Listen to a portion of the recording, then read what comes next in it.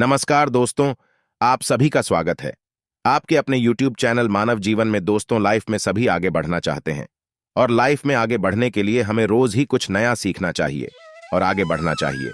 तो चलिए आज की प्रस्तुति शुरू करते हैं। दोस्तों, शायद आपको पता ना हो कि आखिर धनतेरस के दिन घर के इस हिस्से में दीपक जलाने से हम धनवान हो जाते हैं, करोड़पति हो जाते हैं। हम भी अपने घर के इस हिस्से में धनतेरस और दीपावली पर एक दीपक जलाते हैं।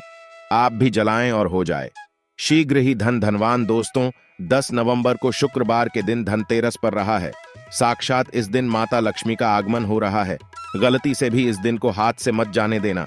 शुक्रवार की साक्षात माता लक्ष्मी को धरती लोक पर खींच लाती है और भक्तों की पीड़ा माता को शांत करनी ही पड़ती है। शुक्रवार की धनतेरस अत्यंत लाभ और संजोग की वजह से आती है। साथ ही साथ मैं आप लोगों को एक ऐसी गुप्त जगह में दीपक जलाने की बात बताऊंगा, जिस जगह में यदि आप 5 दिन तक दीपक जला लेते हैं तो साक्षात मां लक्ष्मी आपके घर में आ जाती है। न चाहते हुए भी आपकी सेवा भाव को देखकर कि मां लक्ष्मी को यदि उस जगह पर 5 दिन तक दीपक जला दें तो आना पड़ता है। कंगाली, आपकी गरीबी, आपके जीवन में चल रही परेशानी, कष्ट एवं कोर्ट कचहरी के मामले चल रहे हो, उसे भी दूर करना पड़ता है। वीडियो ध्यान से देखना, तब आपको समझ में आएगा। देखिए, देश के अधिकांश भागों में यम के नाम पर दीप दान करने की परंपरा है। तो देखिए, दीपावली के 2 दिन पूर्व धनवंतरी त्रयोदशी के यह काल में मिट्टी का कोहरा दीपक लेकर के आते हैं। इसमें तिल का तेल डालकर के नई रुई की बत्ती रखते हैं, या फिर आपके समर्थन अनुसार, जैसे कि तिल का तेल है, या फिर फली का तेल है, या फिर सरसों का तेल है, या फिर हो सके तो आप जो है का दीपक भी जला सकते हैं। तो आप अपने समर्थन अनुसार दीपक जलते हैं। किंतु आखिर यह दीपक क्यों जलाते हैं, इसके पीछे क्या कारण है, जानेंगे इस वीडियो में। मैं आप लोगों को विस्तार से बताऊंगा। यदि आप इस वीडियो को देख लेंगे तब आपको समझ में आ जाएगा कि वास्तव में हम दीपक क्यों जलाते हैं और हमें दीपक जलाना चाहिए। और वास्तव में इस वीडियो को देखने के बाद आपको एक एक्स्ट्रा लाभ मिलेगा कि आपके घर से गरीबी जन्मों की जो कंगाली है वह चली जाएगी। कहते हैं, बहुत साल पहले हंसराज नाम का एक प्रतापी राजा था। एक बार वह अपने मित्रों, सैनिकों और अंगरक्षकों के साथ जंगल में शिकार खेलने के लिए गया। संयोग से राजा सबसे बिछुड़ करके अकेला रह गया और भटकते हुए एक अन्य राजा, जिसका नाम था हेमराज के राज्य में पहुंच गया। तथा ध्यान से सुनना, तभी आपको समझ में आएगा। और कमेंट में जय माता लक्ष्मी अवश्य लिखना। तो हेमराज ना थके हारे हंसराज का भव्य स्वागत किया। ठीक है, उसी रात हेमराज के यहाँ पुत्र का जन्म हुआ। इस खुशी के अवसर पर हेमराज ने राज्य के उत्सव में सम्मिलित होने के लिए आग्रह के साथ हंसराज को कुछ दिन तक वहां ठहरने के लिए रोक लिया। बच्चे की छठी के दिन एक विचित्र घटना घटित हुई। ध्यान से सुनना। पूजा के समय एक देवी प्रकट हुई और बोली, आज शिशु की जो इतनी खुशी मनाई जा रही है, यह अपने विवाह के 4थे दिन मृत्यु को प्राप्त हो जाएगा। इस भविष्यवाणी से सारे राज्य में शोक छा गया हो। हेमराज और उसके परिजनों पर ऐसा समझो कि वज्रपात हो गया हो। पहाड़ के सामान जैसे दुखा गया। सब के सब रह गए, चुप रह गए। इस शो के समय हंसराज ने राजा हेमराज और उसके परिवार को बिल्कुल ही आश्वासन दिलाया और विचलित न होने का आश्वासन दिलाया और बोला कि इस बालक की रक्षा में करूंगा और संसार की कोई भी शक्ति का बाल बांका नहीं कर सकेंगे। इसकी रक्षा में स्वयं करूंगा। ध्यान से सुनना। तो हंसराज ने यमुना के किनारे एक भूमिगत किला बनवाया और उसी के अंदर राजकुमार के पालन पोषण की व्यवस्था करवाई। इसके अतिरिक्त प्राण रक्षा के लिए हंसराज ने सुइयों के ब्राह्मण से अनेक तांत्रिक अनुष्ठान, यज्ञ, मंत्र जाप आदि की व्यवस्था भी करवा रखी थी। धीरे धीरे राजकुमार युवा हुआ। उसकी सुंदरता एवं तेज वर्ष जो तेज था, उसकी चर्चा सभी तरफ बिल्कुल ही संसार में फैलने लगे। राजा हंसराज के कहने पर हेमराज ने राजकुमार का विवाह भी करवा दिया। जिस राजकुमारी से युवराज का विवाह हुआ था वह साक्षात लक्ष्मी लगती थी। ऐसे सुंदर वधू की जोड़ी जीवन में किस नहीं देखी थी। विधि का विधान विवाह के थी। 4थे दिन यम के दूत राजकुमार के प्राण हरने के लिए आ पहुंचे।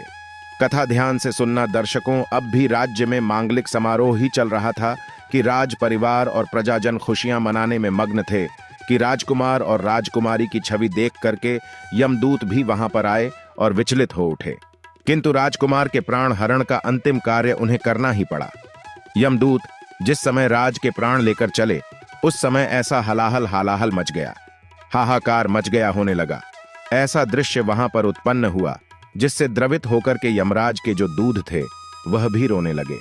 इस घटना के कुछ समय पश्चात एक दिन यमराज ने प्रसन्न मुद्रा में अपने यमदूतों से पूछा, दो तो तुम सब अनंत काल से पृथ्वी के जीवों का प्राण हरण करते आ रहे हो, क्या तुम्हें कभी किसी जीव पर दया आई है और मन में यह विचार उठा है कि इसे छोड़ देना? आइए ध्यान से। तो दर्शकों, यम के दूत एक दूसरे का मुंह देखने लगे और यमराज ने उनके संकोच को भांप कर उन्हें उत्साहित किया, जिसको मत यदि ऐसा प्रसंग आया है तो निर्भर होकर के थे। यमदूतों बताओ। इस पर एक दूत ने सिर झुका करके निवेदन किया। यमराज से मृत्यु के देवता यमराज से बोले, ऐसा प्रसंग तो काम ही आता है स्वामी, किंतु एक घटना अवश्य हुई है जिसकी स्मृति मुझे आज भी विचलित कर देती है। यह कहते हुए जो यम के दूत थे, उन्होंने हेमराज के पुत्र की प्राण हरण की संपूर्ण घटना यमराज को बताया। इस दुखद प्रसंग यमराज भी विचलित हो उठे और इसे लक्ष्य करके ध्यान से सुनना, इसका लक्ष्य करके दूध बोला कि नाथ, ध्यान से सुनना, क्या कोई ऐसा उपाय नहीं जिस उपाय से अकाल मृत्यु से प्राणियों को छुटकारा मिल जाए और मृत्यु के देवता यमराज जो ब्रांड हटे हैं इससे बच सके? तो इस पर यमराज ने कहा, जीवन और मृत्यु यह सृष्टि का अटल नियम है तथा इसे बदला नहीं जा सकता है। किंतु यमराज ने कहा कि धनतेरस को पूरे दिन का व्रत और यमुना में धनवंतरी और यम का पूजन दरअसल काल मृत्यु से बचाव कर सकता है। किंतु यदि यह संभव न हो तो फिर संध्या के समय घर के प्रवेश द्वार पर यम के नाम का एक दीपक, ध्यान से सुनना, यम के नाम का एक दीपक प्रज्वलित अवश्य करना चाहिए। इससे आकस्मिक मृत्यु और रोग से मुक्ति प्राप्त की जा सकती है। स्वयं यमराज ने बताया है कि यदि कोई भी व्यक्ति, ध्यान से सुनना, यदि कोई भी व्यक्ति यदि धनतेरस के दिन यम के नाम से दीप जलाए तो बिल्कुल ही कैसी भी आपके जीवन में अकाल मृत्यु आने वाली हो, बुरा समय आने वाला हो या फिर किसी के काल सर्प दोष जीवन में चल रहा है, वह दोष समाप्त हो जाता है। इसके पश्चात धनतेरस के दिन हो सके तो धनवंतरी जी के लिए प्रवेश द्वार पर यम के लिए और माता लक्ष्मी के स्वागत के लिए बिल्कुल ही दीपक जलाना चाहिए। यह भी कहा जाता है, शास्त्रों में लिखा है कि पितरों के नियमित हेतु यदि शमशान में इस दिन दीपदान किया जाए, दक्षिण दिशा यदि पितरों के नियमित ही तो इस दिन दीपदान किया जाए तो आपके मित्र यदि यमलोक में किसी कारणवश भटक रहे हैं, उनकी आत्मा ने यदि मोक्ष नहीं पाया है तो दीपदान करने से उनकी आत्मा को मोक्ष की प्राप्ति होती है, उन्हें प्रकाश की प्राप्ति होती है। और सभी पवित्र हिस्से में जैसे कि लक्ष्मी स्थान है, धन स्थान है, व्यापार स्थान है और वाहन स्थान कहा गया है। बहुत सारे हमारे घरों में स्थान होते हैं, तो सभी स्थान में इस दिन पवित्र दीपक अवश्य लाना चाहिए। मां लक्ष्मी का इस वर्तमान भी है। एक कथा के अनुसार माता लक्ष्मी ने स्वयं कहा है कि जिस घर में धनतेरस के दिन, कल की मैंने कथा में बताया था, आप सभी दर्शकों को जरूर पता होगा, जिस घर में यदि धनतेरस के दिन 13 दीपक जलते हैं, 13 दीपक ही आपको जलाने हैं। धनतेरस के दिन 13 दीपक जलते हैं तो ऐसे घर में मैं मजबूर होकर के स्वयं साल भर निवास करती हूँ और ऐसे घर को धन दौलत से परिपूर्ण बना देती हूँ। और यदि वह व्यक्ति फिर आने वाली धनतेरस के दिन 13 दीपक जला दें तो मैं फिर उसके घर में रह जाती हूँ। अर्थात आप आजीवन मां लक्ष्मी को प्रसन्न करना चाहते हैं। आप चाहते हैं कि मां लक्ष्मी आपके घर से न जाएं, आपके घर में धन दौलत एवं सुख संपत्ति एवं यश कीर्ति की प्राप्ति हो, तो आप अपने घर में धनतेरस के दिन दीपक जरूर जलाएं। चाहे आप सनातन धर्म से जुड़े हों, चाहे आप सलाह धर्म को नहीं मानते हो, एक बार यह कार्य करके जरूर देखना, आपका घर धन दौलत से जगमगा उठेगा। मां लक्ष्मी की कृपा से आपके घर में धन दौलत आएगी।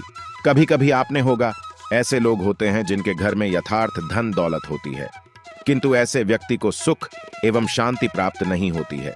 ऐसे व्यक्ति का मन जो रहता है बिल्कुल ही जैसे मेंटल बोल सकते हैं, एक प्रकार का बोल सकते हैं कि दिन भर ऐसे व्यक्ति कोमा में चला गया हो, या फिर ऐसे व्यक्ति को बोल सकते हैं कि पागलपन हो गया हो, उन्हें सुख चयन दुनिया का नहीं मिल रहा है।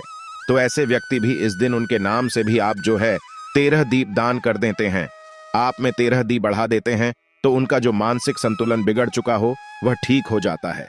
और हो सके तो इस दिन धनतेरस के दिन हमारे धर्म शास्त्रों में लिखा है, यदि कोई भी व्यक्ति धनतेरस के दिन पीपल का वृक्ष, गूलर का वृक्ष और बेल का वृक्ष, यह जो 3 मई वृक्ष बता रहा हूं, इन्हें देव वृक्ष बोला जाता है। तो एक बात का थोड़ा खास ध्यान रखें, क्योंकि इस साल 13 में 23 अक्टूबर को क्या है, रविवार का दिन पड़ रहा है, तो आप जो है पीपल दीपक मत चलाइए, किंतु आप जो है गूलर पेड़ के नीचे में या फिर आप जो है बेल के वृक्ष के नीचे में दीपक अवश्य जलाएं। हमारे धर्म शास्त्रों में लिखा है, जो व्यक्ति बेल के नीचे में संध्या काल में दीपक जलता है, 13 से लेकर के आपको भाई दूज तक 5 दिन जलाना होता है। 5 दिन नहीं, आपका समर्थ नहीं है तो आप जो है 3 दिन अवश्य जलाइए। यदि कोई व्यक्ति शाम के समय में 3 दिन, यदि बेल वृक्ष के नीचे में 13, 14 और अमावस्या अर्थात दीपावली, तो 3 दिन यदि दीपक जला लेते हैं तो मां लक्ष्मी ने स्वयं कहा है, क्योंकि जड़ समस्त तीर्थ निवास करते हैं। बेल के माता कात्यायनी इनके पत्ते में निवास करती है और इनके मूल भाग में ब्रह्मा जी निवास करते हैं। इसके मध्य भाग में विष्णु तथा पेड़ के संपर्क पूर्ण हिस्से में भगवान शंकर निवास करते हैं। बेल का वृक्ष पार्वती और महालक्ष्मी का स्वरूप कहा गया है और यह साक्षात जगत पिता भगवान शंकर को इनके पत्ते चढ़ते हैं, समस्त देवी देवताओं को चढ़ते हैं। बेल का वृक्ष को छूने मात्र से व्यक्ति के पाप का संबंध हो जाता है, तो दिन लगातार आपको बेल के वृक्ष को छूना है। धनतेरस के दिन, 14 के दिन और आपको छूना है।